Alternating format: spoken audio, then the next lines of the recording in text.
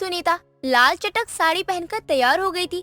सुनीता को इतना तैयार देखकर उसकी बहू सीमा उसे देखकर हैरान हो जाती है और बोलती है, माँ जी, आप इतना तैयार होकर कहाँ जा रही हो?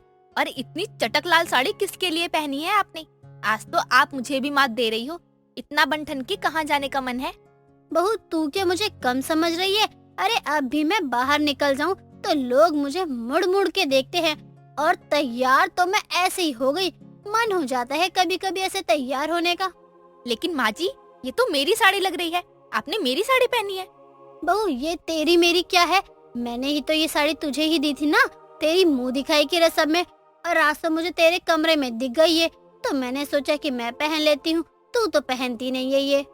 माँ जी, लेकिन मैंने एक बार भी ये साड़ी नहीं पहनी। मैंने सोचा था कि कुछ अच्छा फंक्शन होगा, कहीं बाहर घूमने जाऊंगी तब पहनूंगी, और आपने मुझसे बिना पूछे ही पहन ली। बहू, मुझसे ये सब कुछ मत बोल। मेरा मन हुआ तो मैंने पहन ली। और रही बात तेरी, तो तेरे पास और भी बहुत अच्छी अच्छी साड़ी रखी है, पहले वो तो पहन ले। और अगर वो पहनने का मन ना हो तो मेरे पास आ जाइयो, एक से एक अच्छी साड़ी है, मुझसे ले लियो।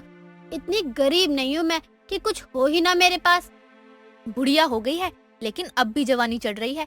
ये तो मुझे भी पता है कि इनके पास एक से एक अच्छी साड़ी पड़ी है, लेकिन अपनी साड़ी तो तिजोरी में बंद करके रखती है, कोई देख ना ले। चल बहू, मैं तुझसे शाम में बात करती हूँ। अभी मैं विमलू के साथ बाहर घूमने जा रही हूँ। सुनीता वहाँ से इतराती हुई चली जाती है। सुनीता के वहाँ से जाने के बाद सीमा खुद से कहती है, ये माँ जी को अचानक से क्या हो गया? इतना बदलाव, विमला से विमलू। माँ जी का तो चक्कर ही मुझे कुछ समझ नहीं आता। आज संस्कारी तो कल पता नहीं क्या बन जाती हैं। सुनीता विमला के घर जाती है और विमला से कहती है, विमलू चले पार्क? तुझे राजेश ने थोड़ा सा भाव क्या दे दिया? तू तो आसमान में ही उड़ने लगी। आज ये हीरोइन बनकर तू कहाँ जा रही है? आज तेरी सूती साड़ी कहाँ गई? उफ विमलू, तू मुझसे अब जल मत। मुझे पता है मैं बहुत ब्यूटीफुल लग रही हूँ, मेरे जैसी तू नहीं बन सकती है, लेकिन तू मेरी पक्की सहेली है। अब तू मुझसे जल तो मत ना। मैं और तुझसे जलूंगी? अरे तू पागल हो गई है क्या? इतनी भी तू कुछ खास नहीं लग रही है मुझे। तुझ में है ही क्या? चल तू मेरे साथ पार्क, फिर मैं तुझे बताती हूँ कि मुझे क्या है। मुझे अच्छे से पता है कि तुझे आज पार्क क्यों जाना है। चल चलते हैं पार्क, वरना तू मुझे यहाँ सांस भी नहीं लेने देगी। इसलिए अच्छा है कि मैं तेरे मन की ही करूँ, कम से कम तू खुश तो होगी। विमला और सुनीता दोनों वहाँ से पार्क चले जाते हैं, जहाँ सुनीता को देखकर राजेश नाम का आदमी मुस्कुराता है और उन दोनों के लिए कुल्फी लेकर आता है। ये लीजिए, आप लोग इतनी गर्मी में पार्क में आई हो ना, तो मैं आप लोगों के लिए ठंडी ठंडी कुल्फी लेकर आया हूँ। भाई साहब, एक बात तो बताइए, आपके कितने पोता पोती हैं? क्या मतलब है आपका? यही मतलब है कि आपकी उम्र इतनी हो गई है और आप अपने पोता पोती के लिए नई दादी तलाश कर रहे हैं। इसी उम्र में इश्क चढ़ता है क्या? विमलू, तू भी क्या राजू जी को बोल रही है? अरे ये तो अभी तेरे छोटे भाई लगते हैं। ये और मेरा छोटा भाई लग रहा है। तेरी उम्र के साथ साथ तेरे चश्मे का नंबर भी बढ़ गया है क्या? राजू जी, आप विमलू की बातों का बुरा मत मानो, ये तो है ही ऐसी, कुछ भी बकवास करती है। थैंक यू, आपने हमारे बारे में इतना सोचा और हमारे लिए कुल्फी लेकर आए। आप बहुत अच्छे हो। सुनीता रोज इसी तरह विमला के साथ रोज पार्क जाती थी और राजेश से मिलती थी। ऐसे ही कई दिन निकल जाते हैं। कुछ दिनों बाद सुनीता जब तैयार होकर जा रही होती है, तो सीमा अपने पति मोहित के साथ अपनी सास को टोकते हुए कहती है, माँ जी, आप हर रोज इसी समय कहाँ जाती हो? मैं इतने दिनों से आपको नोटिस कर रही हूँ। आप रोज इस टाइम तैयार होकर पता नहीं कहाँ जाती हो। अरे हमें तो बताओ, आप कर क्या रही हो? माँ, इस बात में तो मैं भी सीमा के साथ हूँ। हम आपके बच्चे हैं, आप हमें तो बता सकती हो ना। लोग सही कहते हैं कि बीवी के आने के बाद बेटे बदल ही जाते हैं। मेरा बेटा बहू के आने के बाद मुझसे सवाल जवाब भी करने लग गया। मुझे ये उम्मीद नहीं थी तुझसे। सच में आज मुझे बहुत ज्यादा बुरा लगा है। माँ, मैं आपसे सवाल नहीं कर रहा हूँ, मुझे आपकी चिंता होती है। आप मेरी माँ हो। मैं बस ये पूछ रहा हूँ कि आप रोज तैयार होकर कहाँ जाती हो? बेटा, मैंने ही तुझे पाल पोस कर इतना बड़ा किया है। मुझे पता है कि मेरे लिए क्या सही और क्या गलत है। आज तक मैंने कभी तेरे ऊपर रोक टोक नहीं लगाई और तू मेरे ऊपर रोक टोक लगा रहे है अब। माँ, अगर आपको मेरी कोई बात बुरी लगी है तो उसके लिए मैं आपसे माफी मांगता हूँ। लेकिन माँ, मैं इसलिए पूछ रहा था ताकि आप खुश रहो। अरे मुझे फिक्र रहती है माँ आपकी। माँ जमाना खराब है, कहीं किसी ने आपको कुछ कर दिया तो मेरा क्या होगा, इसलिए पूछा मैंने आपसे। लेकिन अब आप खुद कह रही हो कि आपको रोक टोक पसंद नहीं है, तो ठीक है माँ, मैं आपसे नहीं पूछूंगा। आप जहाँ जाओगी अपना ध्यान रखना बस। सुनीता मोहित को अपनी बातों में फंसा लेती है और मोहित भी अपनी माँ की बात मान लेता है, जिसके बाद वो दोनों कभी सुनीता से कुछ नहीं कहते हैं। और कुछ दिनों बाद विमला और सुनीता पार्क में बैठकर इंतजार कर रहे होते हैं। विमला को बहुत गुस्सा आ रहा होता है और वो बोलती है, तेरा राजू कहाँ गया आज? तुझे बुलाकर कहीं और किसी तितली से मिलने तो नहीं चला गया?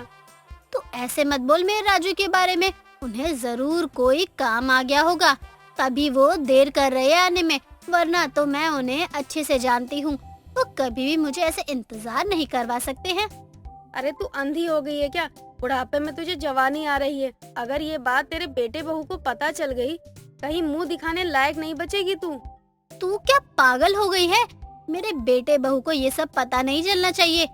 जब तुझे इतना ही डर लगता है तो ऐसे काम ही क्यों कर रही है? देख, मैं तेरे भले के लिए ही बोल रही हूँ। तेरी जो उम्र है ना, उस उम्र के हिसाब से तुझे भगवान में ध्यान लगाना चाहिए, ना कि किसी राजू में। मुझे जवानी में तो कोई प्यार नहीं मिला, लेकिन अब बुढ़ापे में मिल रहा है, तो तुझे इसमें भी मिर्ची लग रही है। मेरी खुशी तुझसे बर्दाश्त नहीं हो रही है, साफ साफ बोलना। मैं बस तेरे भले के लिए कह रही हूँ, वरना तू एक राजू पटा या 10 राजू, मुझे उससे क्या मतलब। बड़ी आई तुझसे जलने वाली। अच्छा ठीक है, मुझे तुझे ऐसा नहीं बोलना चाहिए था। वो मैं इतनी परेशानी में थी ना, राजू जी आए नहीं अब तक। अब तो खुद ही बता, ऐसे में मेरा परेशान होना तो बनता है ना। अब यहाँ इंतजार करने का कोई फायदा नहीं है। क्या पता सच में किसी काम की वजह से वो ना आ पाया हो। तू अब घर चल, कल मिल लियो उससे, और नंबर भी तो है तेरे पास, तू बात कर लियो उससे। और नंबर नहीं लग रहा है तो कुछ देर बाद देख लियो। विमला और सुनीता दोनों वहाँ से घर चले जाते हैं। विमला भी सुनीता के साथ उसके घर ही जाती है। दोनों जैसे तैसे घर पहुँचते हैं तो वहाँ राजेश खड़ा था। राजेश को देखकर सुनीता कहती है, आप आए क्यों नहीं? मैं आपका वहाँ कितनी देर से इंतजार कर रही थी, ना मेरा फोन उठाया आपने। हे भगवान, कहीं ये तेरा रिश्ता मांगने तो नहीं आया ना? सुनीता, आज तो तू कहीं मुंह दिखाने लायक नहीं बचेगी। बुढ़ापे में तुम दोनों को बहुत इश्क करना था ना, छुप छुप कर पार्क में जो मिलना था। अब भोग तो, अब तेरा आशिक तेरी बारात लेकर आया है तेरे घर पर। विमला की सारी बातें सीमा और मोहित दोनों सुन लेते हैं। ये सब क्या है? मामा जी, आप मेरी सास को जानते हैं? बहू, ये तेरे मामा है? लो, बगल में छोरा और शहर में ढिंडोरा। सुनीता, मैंने तुझे पहले ही समझाया था। बहू ऐसा कुछ नहीं है, वो तो बस थोड़ी जान पहचान हो गई थी और कुछ नहीं। हाँ हाँ, सुनीता जी बिल्कुल सही कह रही है। अच्छा बेटा, अब मैं चलता हूँ। सच्चाई पता चलने के बाद बुढ़ापे का इश्क जितनी तेजी से ऊंचाई पे गया था, उतनी ही तेजी से नीचे भी गिर जाता है। फिर दोनों कभी बात ही नहीं करते हैं। जूही की आंखों की रोशनी काफी कम थी, इसलिए जूही डॉक्टर के पास अपनी आंखों का चेकअप कराने के लिए जाती है। जूही की आंखों का चेकअप करने के बाद डॉक्टर बताते हैं, आप हरी मिर्च या तीखा कुछ खाती हैं? ना ना, तीखा तो मैं बिल्कुल नहीं खाती। और हरी मिर्च, अरे नहीं नहीं, बिल्कुल भी नहीं। मुझे तीखा खाया ही नहीं जाता। तीखा खाने से मेरी आंखों का क्या संबंध है? देखिए, आपको थोड़ी बहुत तो हरी मिर्च खानी चाहिए, क्योंकि हरी मिर्च को खाने से हमारी आंखें तेज होती है। इसीलिए ना आपको ना खान पीन में ना परिवर्तन करना होगा, और परिवर्तन ही संसार का नियम होता है। कहते हैं ना, परिवर्तन की शुरुआत आज से होती है, तो आप आज से शुरू कीजिए। आप अपने खाने में परिवर्तन कीजिए, इससे ना आपकी आंखों की रोशनी बढ़ेगी। डॉक्टर है या गवार है? अरे, मिर्ची खाने से आंखें कैसे ठीक हो सकती हैं? मैं ही पागल हूँ जो यहाँ गई। कुछ भी बोले जा रहा है ये तो। देखिए, आपका चश्मा बनेगा, लेकिन बहुत ही कम पावर का। जूही थोड़ी देर बाद घर आ जाती है। तभी जूही की ननंद प्रीति कचौरी और आलू की सब्जी लेकर आती है और अपनी भाभी के पास लेकर जाती है। भाभी, आज मैं फेमस बंसल कचौड़ी वाले से कचौड़ी लाई हूँ, खाओगी आप? बहुत अच्छी लगती है। इसकी आलू वाली तीखी सब्जी, आए हाय, खाकर देखो, मजा आ जाएगा आपको। अरे ओ हाँ, आप तो तीखा खाती ही नहीं हो। खैर, मेरे लिए तो अच्छा ही है ये, मैं खाऊंगी। वाओ। प्रीति चटकारे लगाकर कचौरियाँ खा रही होती है। प्रीति को कचौरी खाते देख जूही के मुंह में पानी आ जाता है और वो खुद को रोक नहीं पाती। प्रीति, थोड़ा सा मुझे भी देना, मैं भी तो खा कर देखूं कि आखिर इतना क्या है इसमें जो तुम इतनी तारीफ कर रही हो इसकी। लो भाभी, खाकर देखो, लेकिन खाने के बाद ये मत बोलना कि मैं पूरा ही दे दूं आपको। अरे नहीं बोलूंगी, तुम दो तो सही। प्रीति कचौरी और आलू की सब्जी अपनी भाभी को भी दे देती है। जैसे ही जूही एक चम्मच खाती है तो उसे बहुत ज्यादा हिचकी आने लगती है। ये देखकर प्रीति तुरंत पानी लेकर आ जाती है। ये लो भाभी, पानी पियो। मुझे नहीं पता था कि आपको हिचकी आने लगेगी। आप जल्दी से पानी पी लो। मैं आपको कभी नहीं बोलूंगी फिर से कचौड़ी खाने को। आप मत ही खाया करो तीखा। जूही पानी पीती है तो उसकी हिचकी रुकती है। अरे नहीं प्रीति, मुझे बहुत अच्छी लगी ये तीखी आलू की सब्जी। मैं हमेशा ही फीका खाना खाया करती हूँ ना, तो शायद इसलिए मुझे हिचकी आने लगी है। ये तो तुम हमेशा ही खाती रहती हो। एक काम करो, ये तुम मुझे दे दो और अपने लिए कुछ और देख लो। भाभी नहीं नहीं, रहने दो। वैसे ही आपको हिचकी आ रही है। आपको आदत नहीं है तीखा खाने की। अगर आपको कुछ हो गया ना तो मुझे घर से बाहर निकाल देंगे। अरे प्रीति, कुछ नहीं होगा। तुम भी कैसी बातें कर रही हो? पक्का ना भाभी, खा लोगी ना? वैसे कोई जरूरत नहीं है ये खाने की। अरे मैं जरूरत के लिए नहीं बल्कि इसलिए खा रही हूँ क्योंकि मुझे अच्छी लग रही है। अब ज्यादा बोलो मत, मुझे दो। कल कॉलेज से आओगी तो मेरे लिए एक प्लेट लेते आना। जूही के मुंह पर अब तीखा लग चुका था। उसे अब तीखा खाने में बहुत ही मजा आने लगा था। वो बड़े ही मजे से अब तीखा खाना खा रही होती है। कुछ दिनों बाद जूही बाहर से मोमोज लेकर आती है और मोमोज की चटनी खूब भर भर कर खा रही होती है। तभी जूही की सास मनोरमा आती है। अरे बहू, क्या हो गया? तेरी तबीयत तो ठीक है ना? तू और तीखा खाना खा रही है। तुझे मिर्च नहीं लग रही? तू कब से तीखा खाने लग गई? माँ जी, मुझे कुछ दिनों पहले ही पता चला कि तीखा खाना इतना बढ़िया है। अगर ये मुझे पहले पता होता तो मैं रोज ही खाती। बहुत मजा आता है तीखा खाने में। और जब से सी सी सी वाली आवाज आती है ना, तब तो और भी ज्यादा मजा आता है। आप भी खाओगी? बहू, तीखा तुझे अच्छा लगने लगा है वो तो ठीक है, लेकिन तू इतनी ज्यादा मोमोज की चटनी क्यों खा रही है? पेट में जलन होती है इतना तीखा खाने से। माँ जी, मैंने आधी जिंदगी तो फीका खाकर निकाल दी। तब तो मैं बिल्कुल ठीक थी। अब जब मैं तीखा खाने लगूंगी तो मेरी तबीयत थोड़ी ना खराब होएगी। तब भी तो मैं ठीक ही रहूंगी। मेरे पेट में जलन भी नहीं हो रही है। बहू, ये अभी नहीं होगी, बाद में होती है। अरे जितना तू अब तीखा खा रही है ना, ये देखकर तो अब मुझे यही लग रहा है कि पहले ही अच्छा था जब तू फीका खाना खाती थी। माँ जी, पहले वाले दिन तो अब चले गए हैं ना। अब आप मुझे खाने दो। जूही के तीखा खाने की आदत इतनी बढ़ गई थी कि वो हर वक्त तीखा ही खाती रहती और किसी की नहीं सुनती। ऐसे ही कई दिन निकल जाते हैं और निकलते दिन के साथ जूही अब और भी ज्यादा तीखा खाने लग चुकी होती है। एक दिन जूही बहुत ज्यादा तीखी सब्जी बनाती है और उसे खा रही होती है। तभी वहाँ पर प्रीति आती है और जैसे ही वो सब्जी खाती है तो उसे सब्जी बहुत ज्यादा तीखी लगती है। अरे भाभी, क्या जहर बनाया है आपने? ये आप किसे मारना चाहती हो? इतनी मिर्च डाल दी आपने इसमें। अरे लाल मिर्च? अरे नहीं नहीं, लाल मिर्च तो इसमें कमी है। ये तो सब्जी बनाई है मैंने, अच्छी लग रही है ना? इसे आप अच्छी कहती हो? अरे भाभी, गलती कर दी मैंने। आपको तीखा ही नहीं खिलाना चाहिए था मुझे। प्रीति, मेरे पेट में बहुत दर्द हो रहा है, कुछ करो। भाभी, आप मजाक मत करो। मुझे पता है आपको कहीं ना दर्द हो रहा है। प्रीति, सच में बहुत दर्द हो रहा है, कुछ करो। माँ जी को बुलाओ। हाय, कितना दर्द हो रहा है। माँ जी, कोई है? कुछ करो, मेरे पेट में बहुत दर्द हो रहा है। जूही को तकलीफ में देखकर मनोरमा और प्रीति उसे डॉक्टर से दवाई दिलाकर लाते हैं। मनोरमा जूही को नारियल पानी देती है और उससे बोलती है, बहू, अब अकल आ गई है नहीं आई अब भी?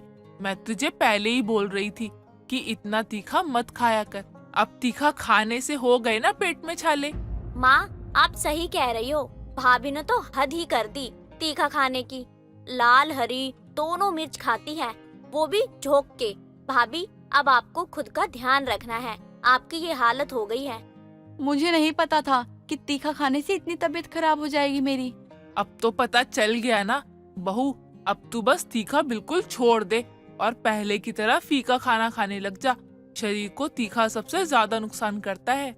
माँ जी, मेरी वजह से आप लोगों को इतनी परेशानी हुई, इसलिए अब मैं तीखा नहीं खाऊंगी। आप लोगों को और कोई परेशानी होने नहीं दूंगी मैं। चलो, भगवान का शुक्र तो है, भाभी को अकल आ ही गई। जूही की तबीयत खराब होने के बाद वो तीखा खाना छोड़ देती है, लेकिन वापस से फिर से तीखा खाने लगती है। कुछ दिन बाद जूही फोन में चाट देखती है। चाट? हाय, चाट देखकर तो मुंह में पानी ही आ गया। इतने दिन हो गए हैं मैंने कुछ तीखा खाया ही नहीं है। वैसे अब मेरी तबीयत भी ठीक हो गई है। आज घर पर चाट बनाकर खाऊंगी। माँ जी और घर में किसी को पता ही नहीं चलने दूंगी, वरना सब मुझे बहुत सुनाएंगे। जूही अब सबसे छुपकर चाट बनाती है और मजे से खाती है। जूही ने जो तीखा खाना छोड़ दिया था वो आधा तब फिर से चाट खाने में उसने लगा ली थी। अब जूही हर रोज तीखा खाने लग गई थी, बिल्कुल बेफिक्र भी हो गई थी, क्योंकि अब उसकी तबीयत जो ठीक थी। कुछ दिन बाद जूही की फिर से पेट में दर्द होने लगा था और दर्द की वजह से जूही बेहोश भी हो जाती है। घर वाले जूही को हॉस्पिटल लेकर जाते हैं, जहाँ जूही का इलाज होता है और उसे ग्लूकोज भी चढ़ाना पड़ता है। जूही को जब होश आता है तो सामने प्रीति और मनोरमा थे। भाभी, आपको पहले ही मना किया था कि तीखा मत खाओ, आपकी सेहत के लिए तीखा खाना बिल्कुल भी ठीक नहीं है, लेकिन आपने हमारी बात नहीं सुनी। बहू, तुझे हमारी नहीं पड़ी है तो अपनी ही फिक्र कर ले। आज तू अपनी गलती की वजह से हॉस्पिटल आ गई और अब जरा सा तीखा खाना तुझे भारी पड़ सकता है। माँ जी, आप ये क्या कह रही हो? क्या हुआ है मुझे? मैं तो ठीक हूँ ना। नहीं भाभी, आप बिल्कुल भी ठीक नहीं हो। आपको अल्सर की शिकायत हो गई है। आपने हद से ज्यादा तीखा खा लिया है और अब आपके पेट के छाले बढ़ गए हैं। बहू, अब तू खुद सोच ले, तुझे अपना परिवार चाहिए या तीखा खाना खाना है? बहू, हम तेरा भला ही चाहते हैं, इसीलिए समझा रहे हैं कि अब तू बिल्कुल भी तीखा मत खाइयो। मुझसे बहुत बड़ी गलती हो गई है। मेरा इतना अच्छा परिवार है, लेकिन मैंने फिर भी अपनी सेहत के साथ खिलवाड़ किया। मैं अब वादा करती हूँ, मैं कभी भी तीखा नहीं खाऊंगी। जूही अब बिल्कुल तीखा खाना खाना छोड़ देती है और बस अपनी हेल्थ पर ध्यान देती है।